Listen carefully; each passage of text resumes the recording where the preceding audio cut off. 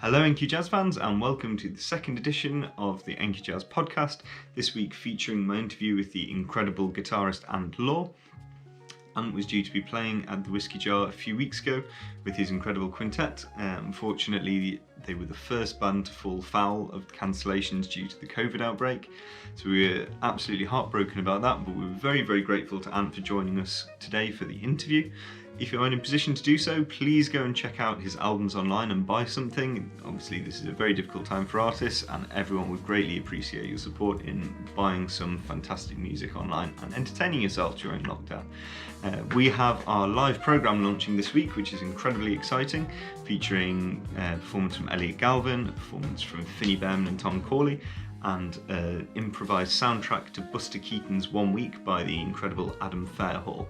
Some of that will be available online for free, but the majority of it is going to be via our Patreon. So please go and check out patreon.com/NQJazz and check out all the amazing music that we are going to be putting up for you during the summer. Thanks very much. Sit back and enjoy the interview with Ant Law. Hello and welcome to the NQ Jazz podcast, Ant Law. It's a pleasure to have you here.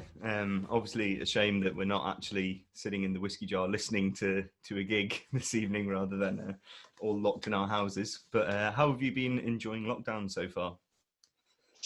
Well, to start off with, I certainly was actually. The quiet was kind of welcome. It was like a sort of enforced break that I wouldn't really have chosen to take.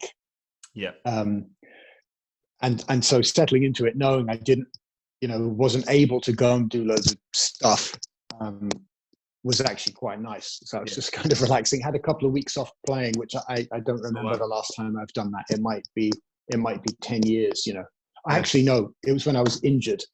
It literally takes injury for me to, to be able to kind of power down. But what happened? Yeah, just, I was playing too much and with bad posture and stuff like that. And I got tendonitis, and it was really severe. It got to the point where I could barely move my fingers. Yeah. So I had to have, I think it was about 2 months of not playing, and then a month of sort of ramping up. How long ago was that? So that was a while ago. I can't really remember. So something like 4 or 5 years. Around where it starts to get a little bit more hazy. Sure. Yeah. So this is your first considerable break off the instrument in 4 or 5 years. How have you been coming back to it now after a couple of weeks off? I felt great, actually, man. I felt great because I had all these things I wanted to practice, and there's a little folder up there which I've got all my stuff, and you got 1 or 2 little bits and bobs of new gear. For me. Part of kind of staying creative and things is constantly changing my gear around. Oh, okay. So trying pick different. Yeah, exactly. Yeah. So getting some new pedals is basically what that means. Anyone who knows any guitar players knows what I'm talking about. But so did that, and I felt really charged up to play. So it's been quite nice actually getting back in the shed, try and practice. So I suppose for any musicians who may be tuning in, are there any specific practice things that you're feeling really positive on at the minute? So I think I like doing so much different stuff, to be honest. It's really hard to pin it down. So that's a complete cop-out answer. But the way that I manage addressing lots of different things when I do have a lot of time on, and I can play for 4 hours, let's say, without and still have quite a lot of time to do other stuff. It's just the Pomodoro technique thing. Do you do that? You know that one? No. So what? Oh man, Pomodoro. I've not. Yes. So I believe Pomodoro is a tomato, but it came from this tomato timer, and you basically just do 25 minutes and then have a break for 5 minutes. Oh, okay, yeah. And so if I play for about 90 minutes, I get pretty tired. Sure. And then I can't really do it anymore. But if you do 25 minutes and a 5-minute break, 25 minutes and a 5-minute break, have a tea, have a coffee, check the email, whatever, then I can kind of power through and do 8 of those. Great. Well, this is perfect because this is exactly what I tell my students to do, but I never knew it had a fancier name than me. Practice for 20, 25 minutes and then have have a breather. So now I can. Yeah, and I just practiced the Pomodoro technique. exactly. Yeah, and it's named after a tomato. What's not to like? Yeah, perfect. So whilst in lockdown, then I suppose you've been having to find some ways of eking out an existence. By the looks of it, you've got quite a swanky setup. Is that a very recent? Yeah. So it is. It's something I've wanted to sort out for ages, but now I had the time, and I guess felt like a very good time to do it. So I finally forked out for these Peluso CEMC6 mics. I think it's a Canadian chap who makes them, but you can get them everywhere. I think they're like KM84s, Neumann KM84s, which sound amazing on the body of a guitar, even an electric guitar. It's really nice to capture that click of the pick on the string and the actual acoustic. Cool. So, yeah, so got them, and then an interface which was recommended by John Scott, and I looked into loads and loads of different ones, and this seemed like it was just absolutely perfect for me. Can record 4 things at the same time, which is enough for a decent guitar sound. That probably sounds excessive to some people, but well, we had Jonathan Kreisberg on a couple of times. Oh yeah, the Whiskey Jar, and he's beautiful human being and obviously phenomenal guitarist. But he has a very extensive and specific tech rider. That, Fender Twin 68 reissue, polytone, all that. And a really specific miking setup and all the rest. Oh, I see. So I've also got a polytone down there. Oh, beautiful. Very happy days. Kind of a classic jazz amp. Yeah. So when we're back up and running again, if we're on the lookout, I'll have to track down and grab your amp to borrow. Well, he always tends to borrow people's polytones in London, so just get him to take that with him. Right. Okay. Yeah. Sure. Well, that's it. I think the last time he was playing, he came with his full quartet, which was amazing. Yeah. Doing some workshops in Leeds, and then just one with us, and then 2 gigs down at Pizza Express. So we were a stop off on the way down, so that wasn't an option that time. We had to beg, borrow, and steal from every guitar friend in the Northwest to be able to get all the And we borrowed a Rhodes as well for for Nitai. Yeah, so that was a big ask. And Jeremy Sassoon came through with the goods, very good. Amazing. And he just I think one had been living in his mother's basement or something for 10 years, and one he'd had knocking about, and he'd only got them both refurbished the week before or something. So, wow. So he let us use it, and then Martin Bejarano gave him a press quote because he was selling that Rhodes. So we managed to get a video of Martin absolutely slaying on it, and then hopefully that got him an extra $1,000 or something on the set. Yeah. Great. But anyway, so you're feeling comfortable with your setup now? Are you doing teaching and all the rest, joining the world? Indeed, I am. Yeah, so I teach at the Royal Welsh College of Music and Drama in Cardiff. Normally in Cardiff anyway, but now here, and also a couple of pupils at Goldsmiths. So doing that here, and a couple of little recording bits and bobs. A friend of mine called recently to ask if I'd recorded his next album, and I think he obviously was planning to do it in a studio, but now he's like, okay, look, everyone's at home now, so let's just do it this way. Oh wow, okay. So that's good. It's all sort of it'll all keep me busy. Yeah. But so you're actually, your colleague there is actually planning to get a whole album done remotely. Yeah. I mean, I think it's like a regular sort of jazz idea, is it? No, this isn't actually a jazz thing. Okay. It's like more like a gospel-y pop sort of singing situation. Yeah, I mean, of course, with jazz, you've got to be in the. I mean, well, this is just what I think, and as they say, opinions are like, but I think you have to be in the room. Things have to be happening spontaneously. Yeah.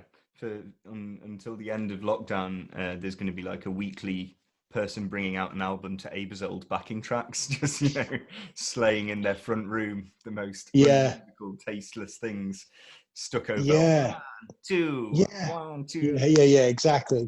Well, it's really interesting because when you don't have a band or at least one musician, to create interest and excitement in the music, I guess you have to just resort to far more extreme measures in your own expression. Yeah, which might go some way in explaining why there are so many unbelievable guitar technicians on Instagram. And I love to watch them. I find it completely inspiring. And if ever I need to, I feel like I want to investigate technique and see what the young guns are up to in technique guitar land. That's where I go. But the funny thing is, a lot of the time you check these guys' websites and they don't have a gigs tab because they don't even play live, you know. So maybe those things are related. I don't really know. Some of them do both. Some people do it's both. a very recent phenomenon, isn't it? Because I think it's almost getting to the stage where people can at least make a chunk of their living out of that thing of just being a virtuoso in your bedroom.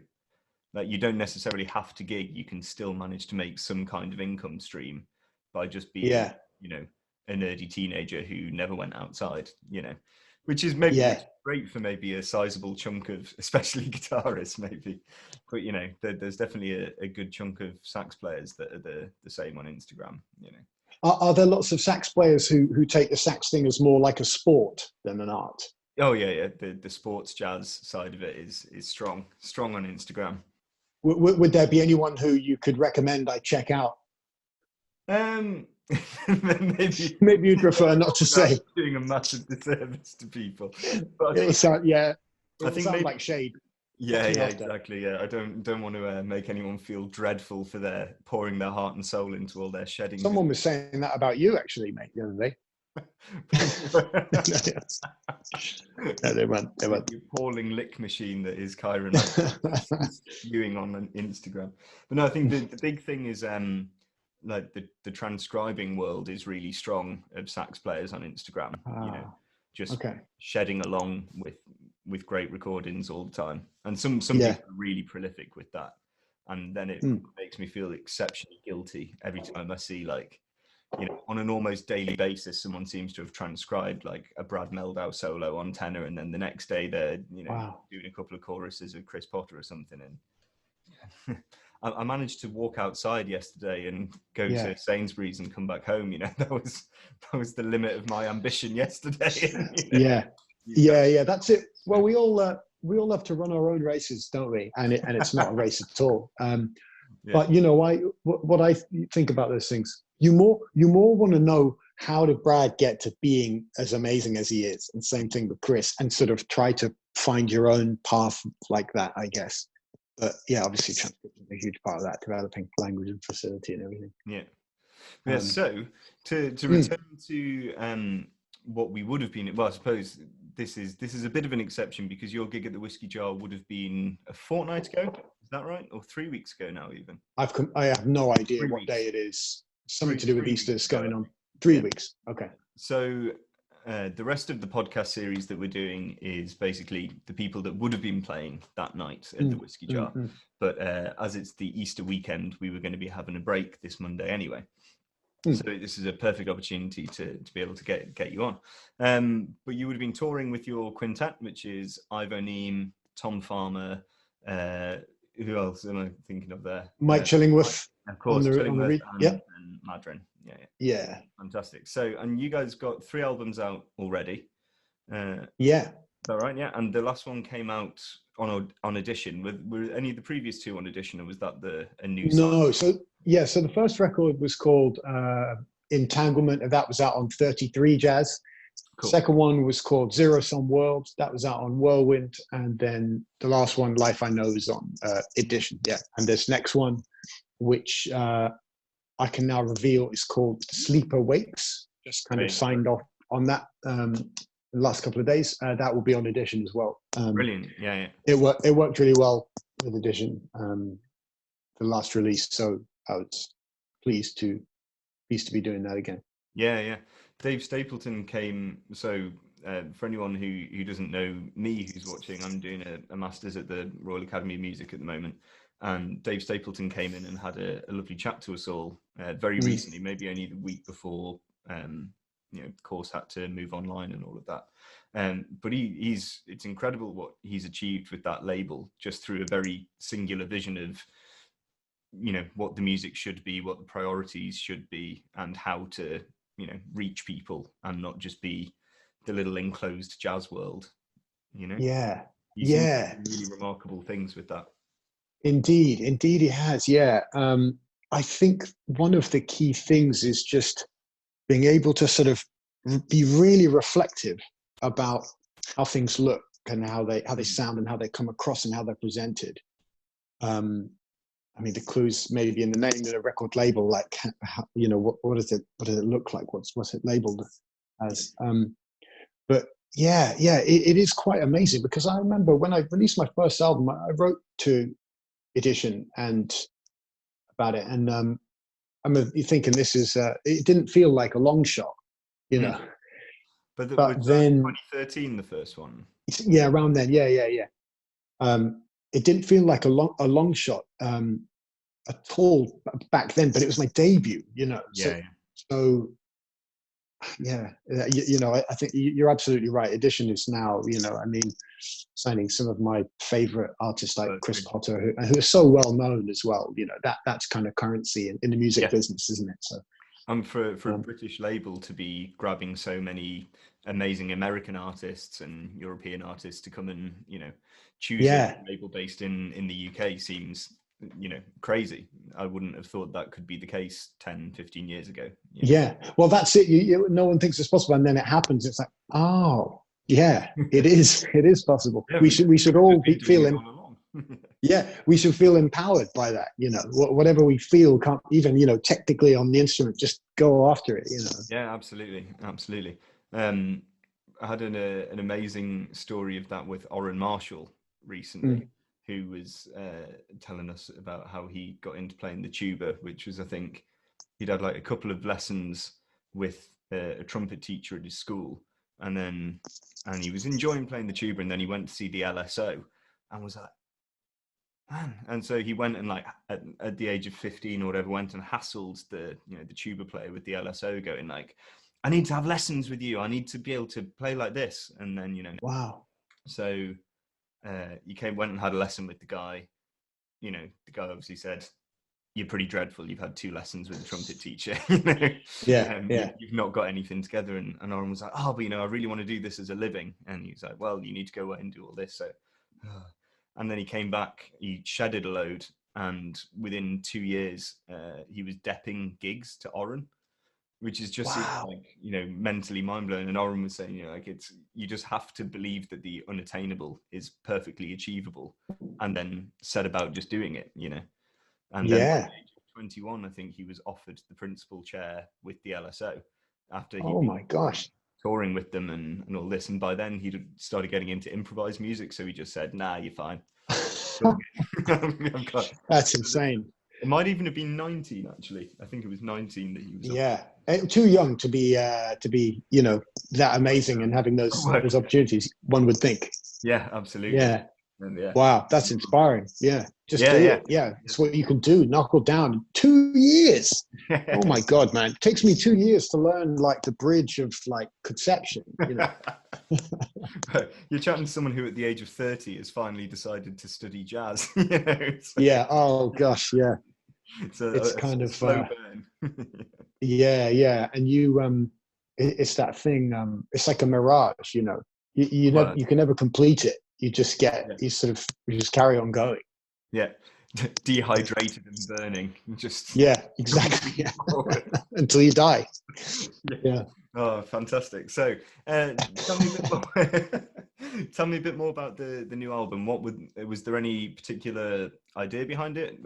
Have the tunes been a long time coming? Was it a set thing that you wanted to sit down and make an album, or was this a collection of things that had been happening for a while? Yeah, well, composition takes me ages because I can't really. I never studied composition, so I don't really know how to compose as such. I couldn't just come up with a motif and develop that into a piece. I have to kind of have something to start off with that I really like, that really inspires me, that I love the sound. It might be like a drum groove or a bass riff or a guitar chord or a melody, whatever it is. But so those kind of come just from time to time. out of the ether, and I sort of find them. And yeah, and kind of develop them. So the pieces kind of evolved over, like, I don't know, the last 5 years or so, but maybe even more. But yeah, there's this, the kind of theme of the album is loosely it's about time. So the album opens with 2 pieces called the Sleeper Sleeps and the Sleeper Wakes. And then there's a piece. Do you know that Vaughan Williams piece, Fantasia, on the theme of Thomas Tallis? Yeah. So there's a piece inspired by that. So I guess that's kind of, I don't know what year Vaughan Williams wrote that, but the Thomas Tallis piece is going back to the 1500s, I think, or possibly even 1400s, 1567, maybe.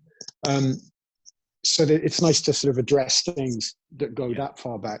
And there's also a recording of My Old Flame, which is standard that I like. Yeah, and there's a piece called Harvest, which is supposed to capture sort of like a joy of summery joy, energy. Yeah, I hope people like it. We'll see. Oh, I'm sure, yeah. And I presume obviously that will be available via all the usual platforms, but your current releases are out on Bandcamp, aren't they? So if people want to go and check those out, they can head to Bandcamp, and I presume your website and the edition website. Yeah, exactly. Yeah, all the usual spots. I guess if people do want to support any musicians, now's a good time to just follow them on YouTube and Spotify and things like that. Yeah, maybe just leave your last album on a loop on Spotify, even if your laptop's on mute, just while you're working around the house, and then you're contributing an accumulated set of pennies. If everyone did that, you'd be yeah. I wonder how many you'd have to balance it against the like electricity bill or something, an internet bill, wouldn't you? That's true, yeah. But I think I've got a couple of old iPhones lying around, so if I like log them all in, then maybe. Wolfpack had a kind of stunt not dissimilar to that. Oh, really? Do you remember that one? No, I didn't see that at the time. Yeah. Man, it was super interesting. It was like, this is how you nail. I mean, like if you manage to become a billionaire, you've completed capitalism. I think they kind of completed Spotify. So they released an album, apparently, like at the time anyway, this is my understanding of it, and anyone who's interested can fact check it because it's not going to be perfect, but they released an entire album of something like 25-second songs, which is the minimum amount of time you have to listen to a track to get a play. Sure. And they released that and told all of their fans to stream this album overnight on loop so that they could build up enough money to tour. And it was all just silence. The tracks were all silence. Amazing. So of course there's a bit of like outrage because they're kind of cheating. So it's a good publicity stunt in that respect. But then also, I'm going to assume they actually generated revenue from it. Yeah. And then we're able to do this tour and play actual music, not just silence. Yeah, I was going to say, I mean, this is such a brilliant concept because it really fits my compositional output perfectly. What, 25-second bursts or just silence? Either. Yeah. The album was called Sleepify, I think. Oh, cool. But yeah, that's a great idea. I like that. When you said Vaughan Williams there, Vaughan Williams has a bit of a special thing in my head because my first gig with BBC Phil was Vaughan Williams' Ninth Symphony. But it was one of the biggest roasts musically I've ever had because I'd been living in South Africa for a year. Oh, no. Back to the UK. Had just started doing, because I was classically trained for my undergraduate, and I'd been working over there mostly as a classical player, came back, had no classical work, so was building up a lot of jazz work at that stage. And then all of a sudden got a call saying, can you come and do Vaughan Williams' Ninth Symphony in a couple of months? So Davis is conducting, and partway through the Ninth Symphony, the entire orchestra cuts out and there's just a saxophone trio, and you all have solo entries, but obviously, pressure. Yeah, exactly. And I'd only been doing things that were fixed tempo for like half a year. So suddenly there's all this. And and there's obviously zero room for you to not be perfect. You just have to nail it. Yeah. And so it's one of the most stressful experiences of my life. But it was also like very emotionally overwhelming, just being in the middle of, you know, that sea of string Unbelievable. instruments and That sound. yeah, That sound, man. unmatchable Oh, by anything else. unbelievable, man. But it was a Oh, baptism man. of fire and a half. You know? Yeah, I can imagine. Jesus. The only experience I've had of playing with an orchestra, actually, there maybe been a handful now, but one that I really enjoyed was playing this Gene Kelly show, basically, that was put Oh, together by his wife with the Royal Scottish National Orchestra. And so we played like an American in Paris, that like long drawn out ballet scene with like loads of different types of tap dancing and ballet, I think. Apologies to any dancers if that's not right. were there dancers on the performance as well? No, it was just orchestra and a screen. But there was this one bit that I had to play where there was this like winding oboe melody that I had to punctuate with some chords. And the oboist was pulling the time around like so well, and the conductor was as well. But I think the oboist was like kind of trying to roast me in the rehearsal. So, but the arranger was there, and or someone was there and I just asked him, "Can you just knock me out an A4 which has the oboe part, because then I will play at exactly the right time instead of, you know, somewhere between here and here." You know, that's just, and it does move around, and yeah, I think it really helps. What do you think? Do you need to know the music really well in order to play it really in time in classical Well, I think contexts? the concept of really in time is just such a different concept in Mm, the classical world to the jazz world, you know, okay. because we very much have a fixed grid in our head, as you know, this is rhythmically correct, and maybe this is pushing the beat and this is pulling the beat, but you know, they're still in relation to this very fixed thing. Whereas in the classical world, that's just Interesting. not the case. You know, there's Yeah. no necessity for the previous beat to be the same length as the current beat. Yeah. Yeah. Obviously, in some kinds of music, that's the case. You know, in anything serial and things like that. But you know, in Yeah. so much of classical music, that need is not there. I remember a friend of mine, Diego Vassallo, who's a phenomenal violinist. Yeah. He told me one time, you know, and he's Argentinian, so he always used to get very in my face with his hands when he was Yeah. telling me all these, you know, profound musical things, and he'd say, you know, Yeah. no, it is like your heartbeat. It is like your heartbeat, and you know, obviously your heartbeat doesn't tick exactly, No. but No, it's it moves a lot. it has Yeah. momentum and it's moving forward, but it doesn't have to be equal, you know. And if you're Yeah. excited, maybe it will push, and if you're relaxed, maybe it will open out, you know.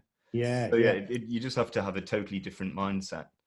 But Yeah. the horror for me on the Vaughan Williams gig was, I mean, it was stunning and it was amazing. But the horror was I'd never played in a symphony orchestra before, even as a Yeah. student. So, you know, the lag of that being the downbeat, Yeah. you Yeah. know, At the top of the next beat. Yeah. yeah, you know, So is that where it is roughly? It's at the top of the, you know, so depends on one, the orchestra, it gosh. depends on the lead violin, it depends on the conductor, Okay. you know, so you just have to But try and get what's going on yeah, but quickly. certainly it was closer to Mm, there than it was to get, there. go, go, go. It's more like get, go, go, Yeah. go. Yeah. So the new album's coming out in June, July. The previous album came out a couple of years ago. Is that right? 2018. Yeah. Yeah. Yeah. March 2018. Yeah. And the first track that you've picked for us is a tune called Two Bridges, and this features the same quintet lineup that we talked about before. This is a live gig from Pizza Express. Is that right? Yeah. This is before we went in to record the album. We did 2 nights at the Pizza to try and play, you know, with some adrenaline. Yeah. And yeah, this was a nice take. So yeah, there's no guitar solo on this track, so I'm very sorry about that. But on the other track, there's a massive guitar solo. Yeah, absolutely. Yeah. So we're making But up. yeah, but this is a nice track. It sounds like, you know, this is a muso-ish podcast, so I can reveal that the piece is in 4 to start off with, but it sounds like it's in 3. There's a triplety thing going on, and yeah, Ivo just made something up, pulled something out of the air. Really nice introduction. Chiller plays a great solo. Mike Chillingworth. Yeah, I hope people like it. Yeah. Great. So this is Two Bridges. Enjoy.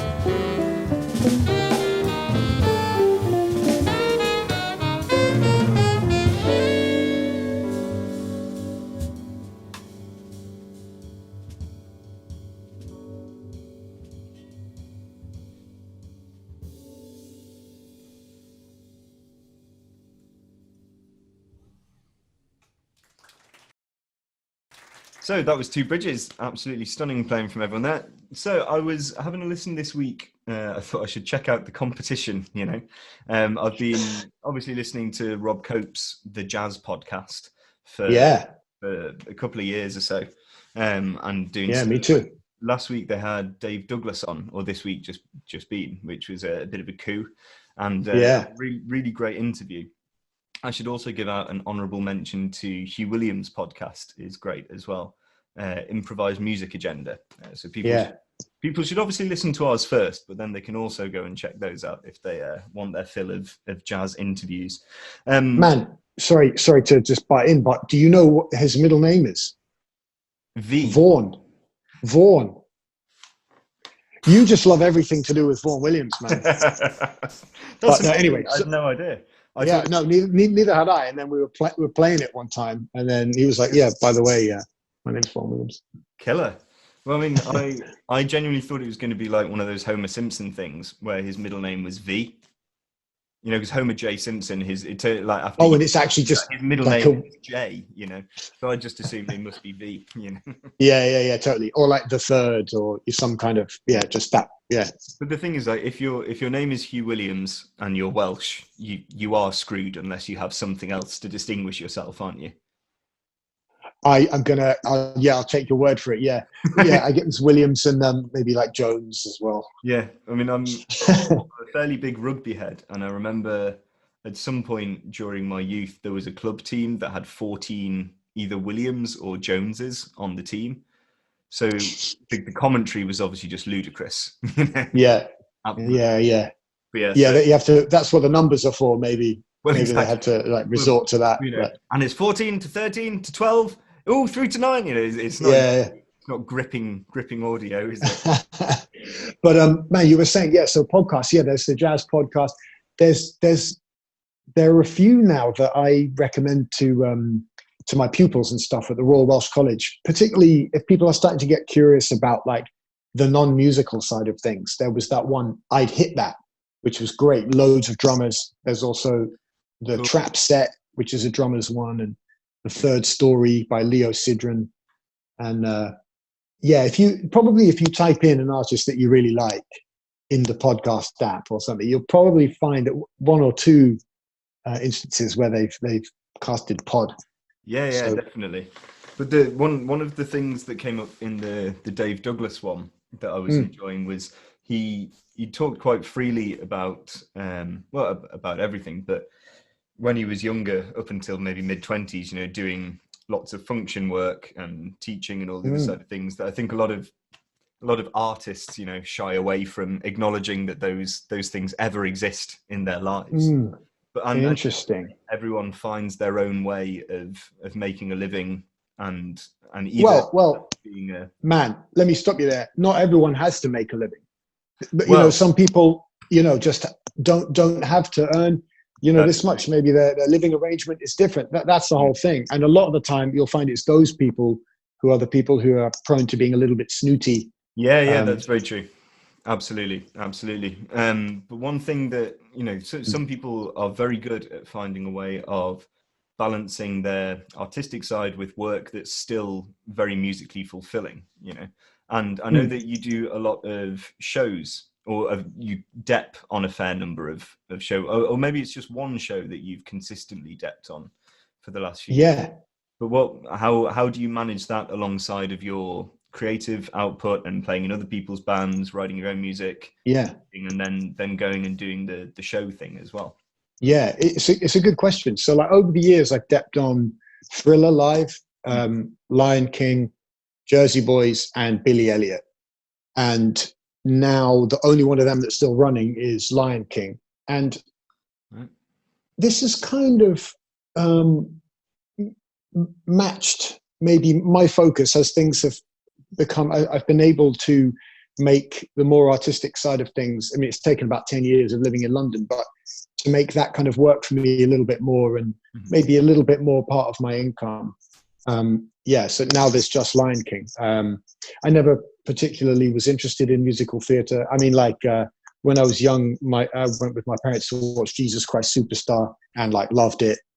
And I don't know if we watched any other musicals particularly, but I know my dad and I walked out of Cats, actually. We watched that as a family, and my dad and I just couldn't handle it.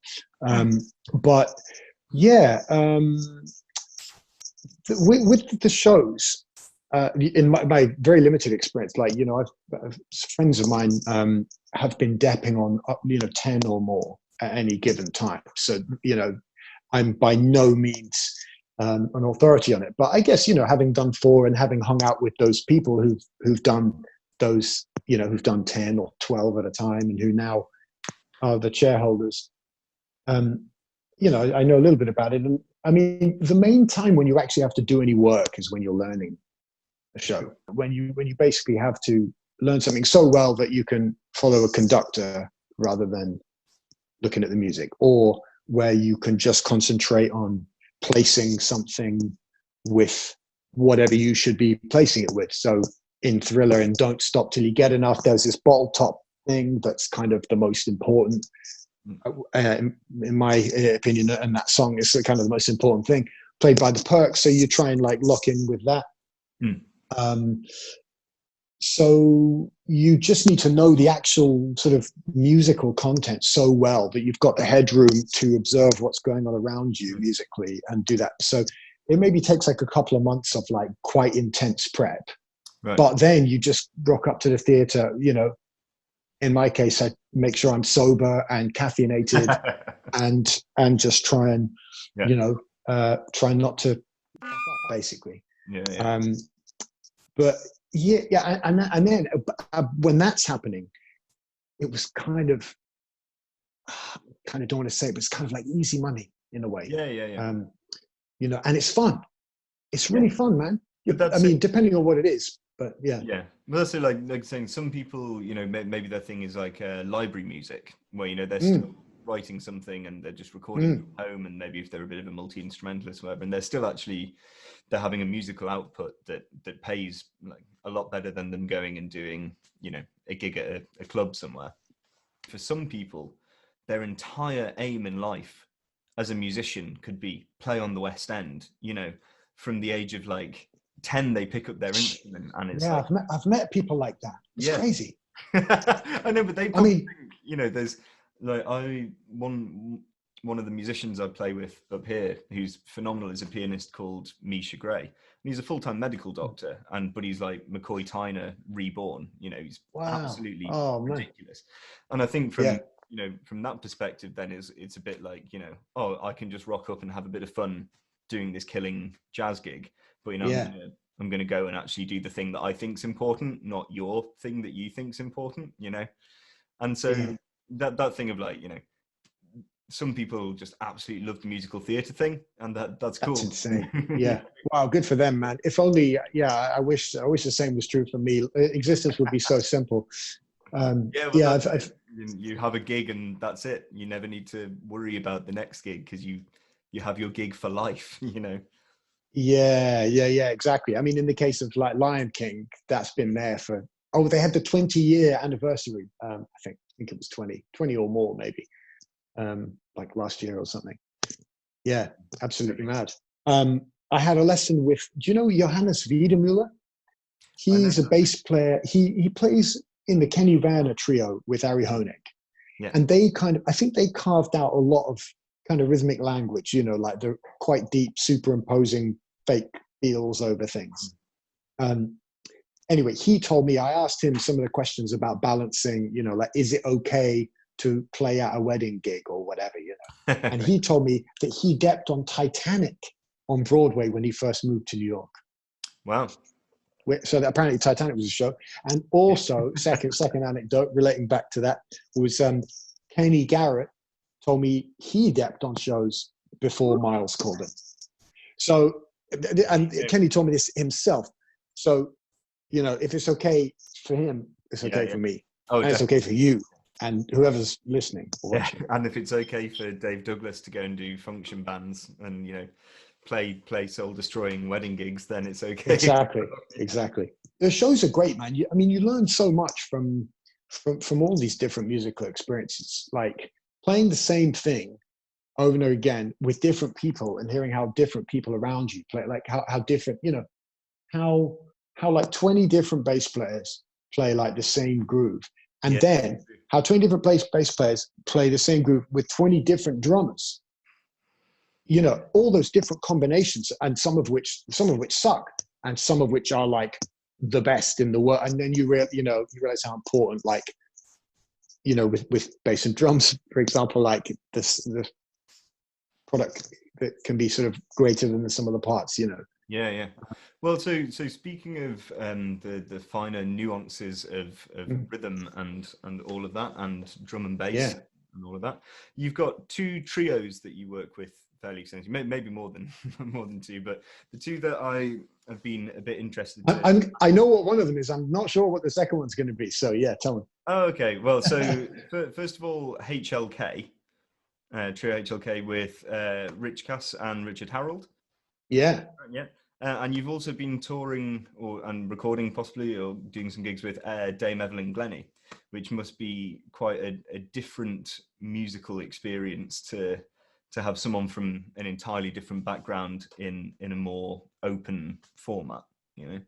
So how did that come about for a start? Because that seems like a real cross genre. Yeah, and absolutely. That has been a big part of my creative life in the last few years, and it's been super cool. H is Rich Harold, as you said. I'm the L, and then Richard Cass, the drummer, he's the K, and we sometimes refer to it as HLKG now because we've been playing a lot with Evelyn. We kind of started the band. I think we first had a play on New Year's Day, like in 2016 or something like that, and sort of realized that we were all up for looking at rhythms that sort of felt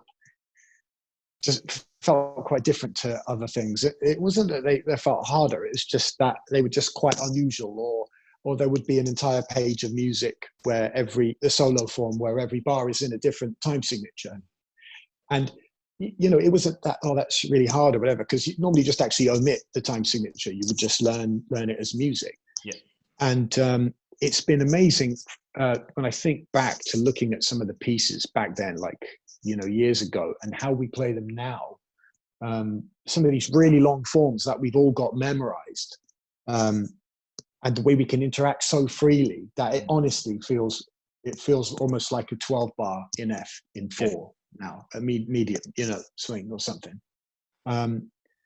But yeah, so we played as the HLK, and then we were thinking, you know, wouldn't it be cool to collaborate with someone? Actually, we were approached by the Edinburgh International Blues and Jazz Festival about doing a collab. So we hit up Corey Henry, who was just slaying lots of synth sort of stuff with Snarky Puppy at the time, and he came over and we did some playing and a gig in the festival and stuff. That was really cool. And then we were like, let's keep the collab going on. And I think we just thought, wow, wouldn't it be amazing to collaborate with like Steve Lehman? So we wrote to him, and he was like, yeah, sure, I'll play a couple of tracks. And then we wrote to Evelyn, and she was like, yeah, sure. And we were like, bloody hell, what have we done? We've now got this kind of like turbo sort of, you know, cross style band or something. But yeah, Evelyn is a total legend. It's been really cool hanging out with her. We just did a tour of we went to like Estonia and Sweden and Lithuania and Russia and stuff. So we were in like a, you know, tour van for a bit of it. So spending more time than you'd ever want to with even, you know, your most beloved ones. But yeah, it's really cool, man. I mean, she can read anything, which is great. She could play this. She could play the same thing and make it feel unbelievably fresh, night after night. Which I think is one thing where the horseshoe kind of classical music and rock and pop music, you know, they don't often get compared, but they're similar in that regard, I think. Yeah, and it's been going really well. So yeah, basically we applied for funding and you know, because obviously you want to pay people properly, and we recorded a record and got them. And then we asked, you know, do you want to come and do live gigs? And they were like, yeah, sure. And then then we started doing it, and having Evelyn was just unbelievable because, when we were like Trio HLK, it was like, who the hell's that? And you go, well, it's like Rich Harold, who the hell's that? And Law, who the hell's that? Rich Cass, who the hell's that? Evelyn Glennie. What? Evelyn actual Glennie? Yeah. And people will go, oh yeah, absolutely. And I think, we did have it once or twice in some kind of arts festivals where people just knew it was Evelyn, and they didn't really, they didn't listen to the music. They didn't know what it was. Actually, do you know what? This didn't happen at arts festivals. This happened at slightly more jazz places, or where they think, where for jazz for them is a lot more of the stylistic element of jazz as opposed to the approach, if you know what I mean. Where jazz is more of a period music than let's get rid of all the parameters and improvise kind of thing. Yeah. Which are sort of maybe tangential paths within the jazz tradition. Anyway, sorry, I'm trying to think. It's a very random answer to your question, but that's sort of the lowdown. We're working towards doing a second album soon. It just takes ages to get the music together because it's dense. It's more like contemporary classical music than jazz, really. Yeah. And does Evelyn do any improvising, or is she very she's quite free with? Yeah, she does. She doesn't play changes. But she does play. She improvises a lot. And there's a couple of instances where we've written out like sort of solos, if you like. I mean, they're not supposed to particularly sound improvised or anything, but where it's definitely a big feature and builds in the same way. So I guess we're borrowing from both contexts and trying to forge a path somewhere between the jazz and contemporary classical thing. Yeah, fantastic. And so where the first album, where can people get hold of that? Yeah. Is that Bandcamp as well? Or? Yeah, totally. So the band is called Trio HLK, and it would be super cool if people want to come and buy it there. We've got double vinyl as well. If people so vinyl is expensive, as you know, so that double vinyl is expensive. But if anyone has a nice record player and they want to hear it in that way, we'd be delighted to send you one. That's the best place. So the other trio then that maybe it's not been as consistent a thing, but I just saw a few gigs and things online that I was really enjoying, which also stems from the second video that you sent me, which was the Art of Rhythm, it was called. Maybe that was just a shorter thing or just a one-off or whatever, but the video that you've sent me seems to be linked to the trio as well, like an expanded version of the Yeah, totally. Yeah, well spotted, first of all. So I love Matt Ridley's playing, and I love his writing as well, and same with Asaf Serkis. So I think what happened a couple of years ago is like I was booking a tour. I knew I wanted to do some playing, so I booked a couple of things, and my band, my normal band couldn't do it. And then I thought, well, who do I fancy playing with? And it just kind of spiraled out from there. And whenever I have a tour, I always intend to develop loads of new music for the tour so that we can play the music on the tour and then record. But it just didn't really happen that way with that tour. But the video that you're talking about that people will see, I guess, at the end, was from right at the end of that tour. So I think we just about got most of it together by then. And the venue and the promoter said, oh, do you want, we've got budget for a larger band if you want. And I thought that would be really great. Yeah. So it's an opportunity to try playing, like with Tom Hewson as well, who's playing I love and writing I love very much. An opportunity to kind of wheel him in for one night only kind of thing. Yeah, fantastic. So yeah, I was just going to ask in particular, but when people see the video shortly, if they're not already familiar with Conical, then they're going to have a beautiful introduction. But how did you get into that as a whole thing? And obviously it's a tremendous amount of work then to get that together as well. So could you tell us a little bit about that? And was that a core part of what that trio was trying to do? Yeah, it absolutely was.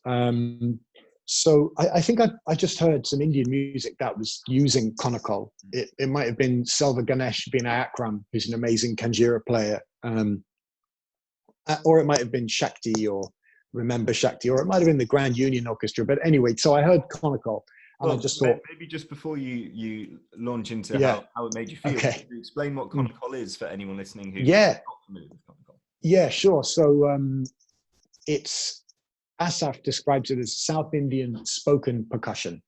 Great. So yeah, I remember when I first heard of it, all I could tie it to in my mind was Indian beatbox.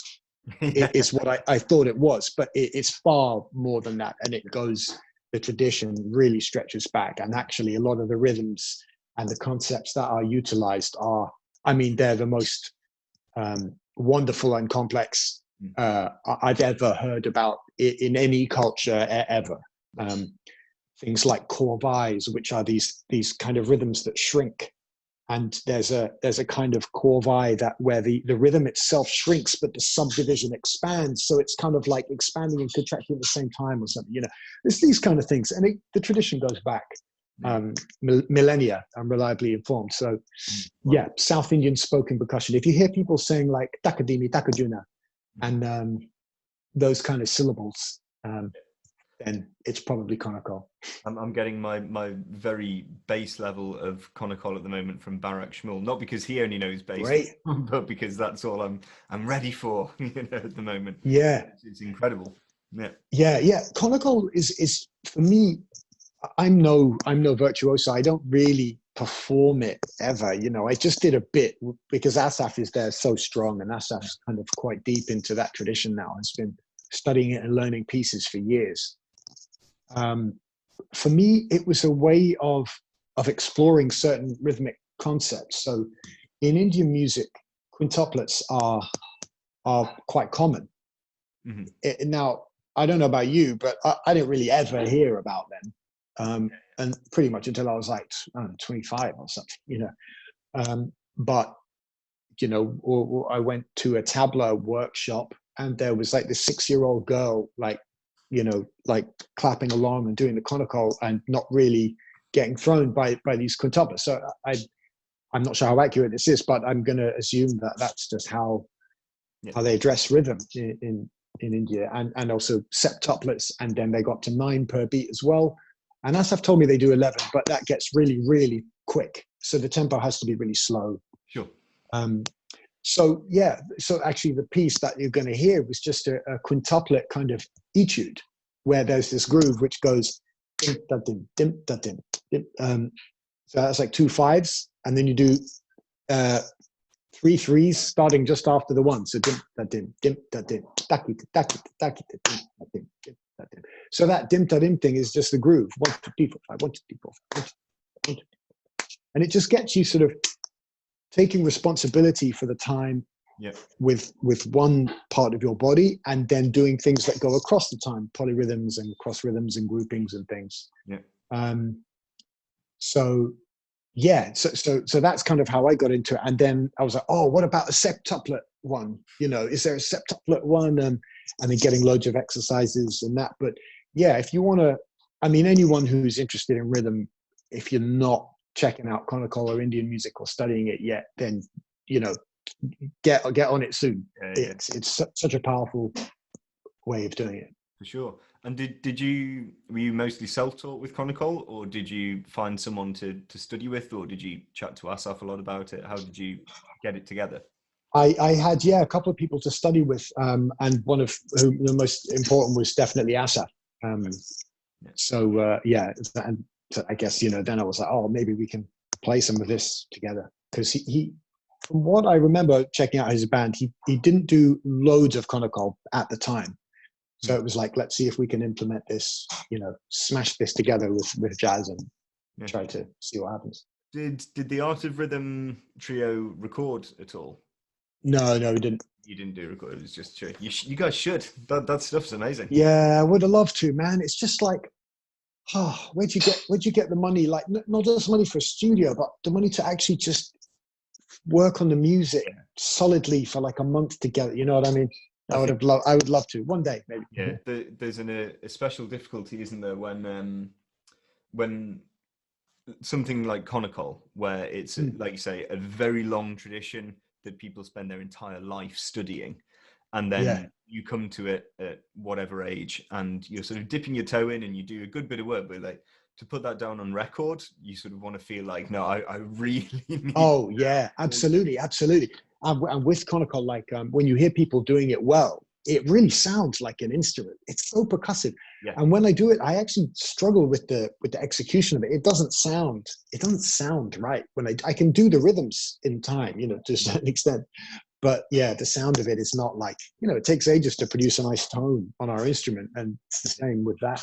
But also, I imagine a lot of that is how phonetics are used in language. I'd say if you're a natural-born English speaker, your consonants aren't as clear and percussive naturally as you are as an Indian speaker. If you just listen to people speaking the language, it already has more of an edge of percussion to it. Yeah, I'd agree with you. Yeah. But on the saxophone, and this is going to be possibly an exceptionally boring thing to talk about for a second, but people from different countries on average articulate very differently because of the tongue positions you need to use for your language. So like French and Italian and Spanish speakers can articulate very, very quickly and very lightly because so much of the language is very rapid at the front of your mouth, whereas English is a much more cumbersome language. Yeah. And like Japanese speakers, phenomenally fast tongue as well, but a lot more definition. It's it's not as light as that sort of Mediterranean Western European thing. Yeah. So yeah, that thing of language, when obviously conical is a spoken thing, I imagine it must have a massive impact on how well you dict, your diction when you do it. Yeah. So I'm not expecting to be a virtuoso conical. No. Soon, but maybe I need to learn Indian first. Are you doing any like quintuplet, or septuplet stuff? Or anything? At the moment, we haven't delved necessarily massively into conical as a thing in itself. It's more just the rudiments of it being a tool to learn other rhythms. So just being able to have like takita, tadigenika, and takidimi. Yeah. Just when we're learning, say, salsa things or any African rhythms, we're vocalizing them using the conical syllables, and then it just makes everything else much more easy to dictate with clarity. Yeah. But obviously, 1, 2, 3, 4, 5. They're like useless sounds. They're big and long. Yeah. Yeah, so having those really percussive syllables is like clear. Yeah. This is, you'll probably have to correct my pronunciation on this, but Kandajati? Yeah, that means quintuplets. Ah, nice. Excellent. So this is Kandajati from a gig then at the end of that tour at The Verdict, I think. Is that correct? Yeah. This is Kandajati from The Verdict. Enjoy.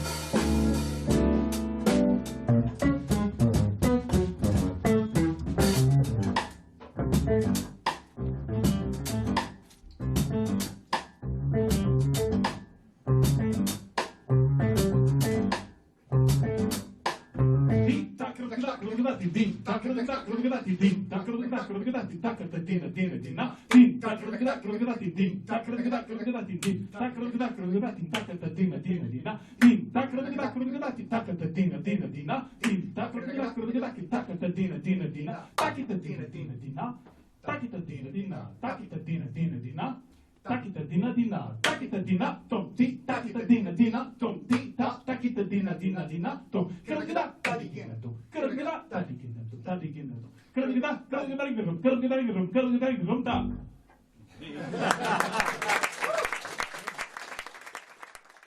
That was Kandajati, and some burning playing from everyone there, and some excellent conical. Well done.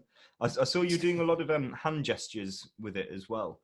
A lot of I've never understood what significance that movement any of the hand gestures has. I presume it's keeping track of beats and it's keeping track. Yeah, the most common one, Teen Tal, which is 8-beat, which is basically like 2 bars of 4/4. You go like clap, little finger, ring finger, middle finger, clap, back of the hand, clap, back of the hand. Right. Okay. Yeah. That's it. So that's normally what it'll be. Or if you had like quintuplets, you'd have the same thing. Great. Beautiful. So yeah, that's one of them. Now it makes sense to me every time I see it. Fantastic. Great.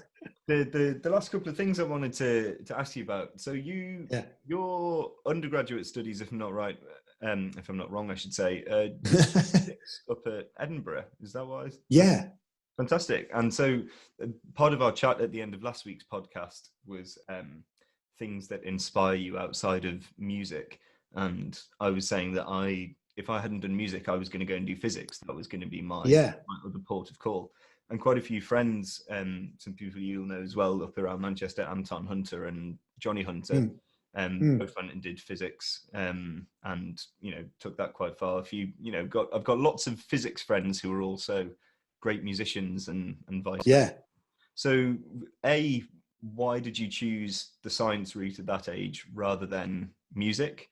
Because obviously you're making these decisions at like 17 or so it's hard to know at that age for sure. And at what stage did you know for definite that this isn't what I want to do? And what was the why and where of all of that? Yeah, I think I part of me, when I was younger, kind of wanted to be a rebel. I had like long hair, and just because other people didn't. I think if other people had like long hair, then I would have cut short hair. Yeah, so I didn't want to go to music school. I knew I wanted to play music, but I don't think I wanted to go to music school. So that was it, really. And I quite liked physics. And then I didn't go to any lectures in first year because I did a 4-year course. So I'd already covered all the stuff in first year because I did A-levels. And if you'd done Scottish Highers, they hadn't done as much detail. So that was kind of like a catch-up year. So basically, and they gave me a scholarship where they just sent me a check, 500 quid, and then another check for 500 quid. And just based on what I got in my A-levels. So I was there. I didn't go to any lectures in first year, went to the exams at the end, having just got, just drunk a lot and partied for the whole year.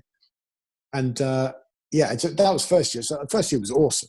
Yeah. So second year, I tried the same approach. And then I went to a lecture halfway through the year and I had no idea what the guy was talking about. He was talking about subatomic particles and quarks and stuff like that, which is super complicated anyway. And then I thought, oh shit, what have I done? What am I doing here? So anyway, I kind of tried to knuckle down, but pretty quickly realized that it wasn't something that I enjoyed, really. I mean, the quantum and subatomic particles, that stuff's really interesting, but a lot of the stuff we were doing, like optics, statistical mechanics, I found really boring. And so I started to just practice because I thought I need to be like really good at music if I'm going to do it. And then actually on my final physics exam, final one, instead of answering the question, I just wrote out the changes to giant steps. I swear I did that. And then afterwards, I smoked a cigarette outside and threw it on the pavement and got fined for littering. What a weird day. Anyway, yeah. So that, brilliant. What a conclusion. That was that. 4 years of yeah. Yeah. mistake in retrospect.